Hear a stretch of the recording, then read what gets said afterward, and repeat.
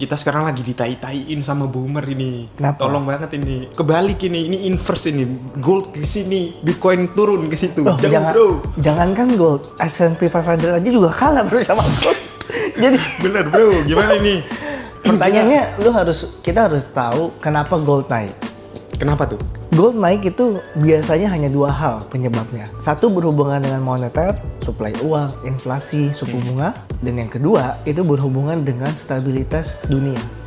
Berhubungan dengan moneter, ada ketakutan bahwa US itu nggak bisa bayar hutangnya sama sekali. Jadi akan bertumbuh terus. Hutang yang bertumbuh terus itu akan berpengaruh nggak cuma pada moneter tapi juga pada fiskal, yang mana kemampuan US untuk terus berkembang sebagai suatu negara. Karena kalau hutangnya makin bertumbuh, otomatis budget tahunan yang mereka pakai untuk bayar hutang dan bunganya itu kan makin besar secara persentase, yang artinya uang yang digunakan untuk mengembangkan negaranya itu makin kecil, yang namanya yang gue bilang service ratio itu, debt service ratio, DSR. Kemudian ada ketakutan bahwa Fed ini nggak independen lagi, diintervensi oleh pemerintah US untuk melakukan hal-hal yang dia suka gitu, yang untuk in favors untuk pemerintahan.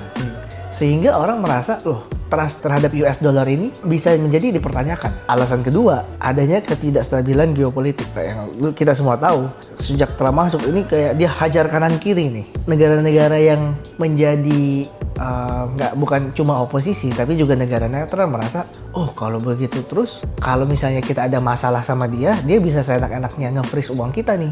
Kalau reserve kita sudah dalam bentuk USD sepenuhnya, kita bisa menjadi negara yang langsung hancur total.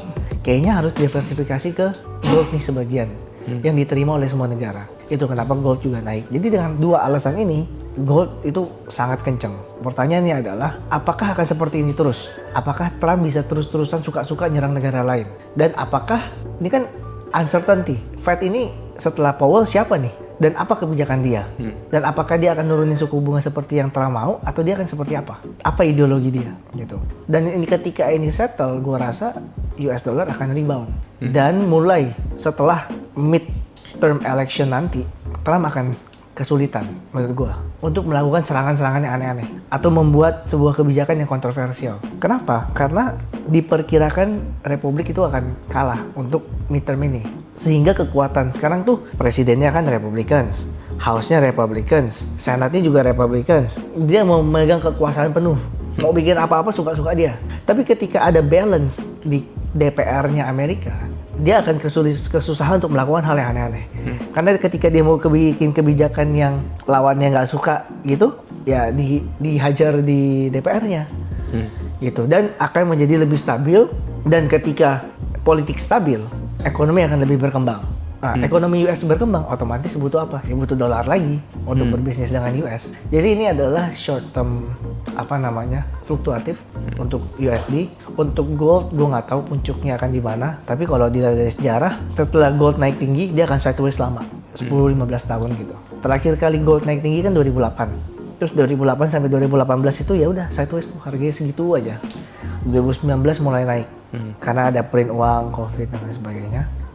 Pernah juga kejadian tahun 80-an, 1980, 79, 80, gold naik banyak. Terus dari 80 sampai tahun 2000 dia sideways. Jadi ya menurut gue gold tetap menjadi tabungan yang oke untuk melawan inflasi minimal. Tapi dia ketika ekonomi prosperous, ekonomi berkembang, orang akan jualan gold mereka yang nggak menghasilkan apa-apa selain capital gain untuk berbisnis. Karena secara risikonya oke gitu.